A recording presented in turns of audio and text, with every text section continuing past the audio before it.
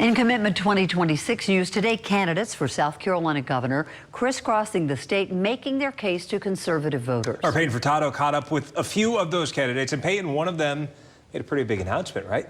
That's right. Yeah, Ralph Norman is now the second candidate to announce his running mate for lieutenant governor this time around. And one thing I found interesting about this entire race this year, this is the first time in South Carolina's history where a governor can run alongside their lieutenant governor and an incumbent isn't running. So Henry McMaster not in the race. That could have a huge impact on the outcome and who they can reach out to as governor candidates.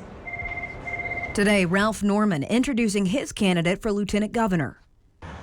I'm happy to announce the most conservative ticket for governor that I would argue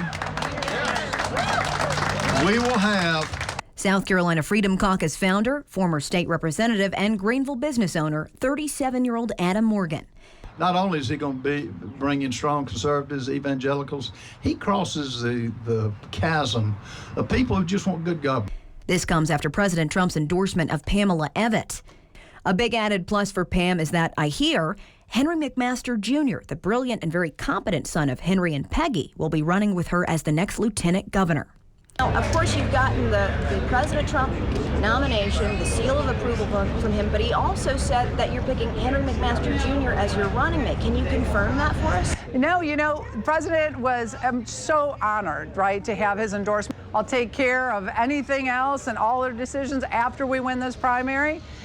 Meanwhile, her competitor questioning the potential running mate.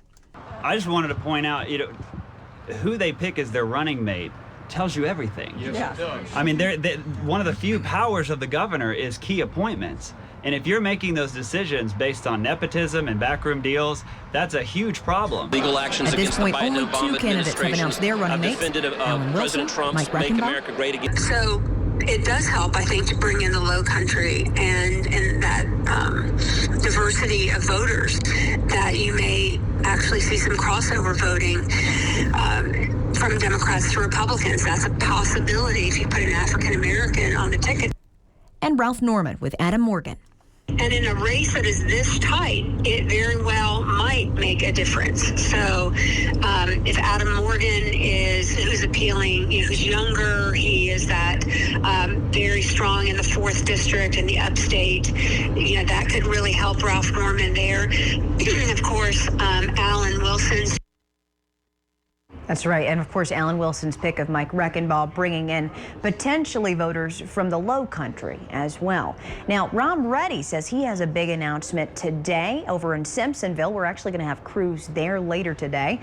That could be about another lieutenant governor candidate. We don't know just yet. We're going to update you throughout the rest of this evening. Back to you.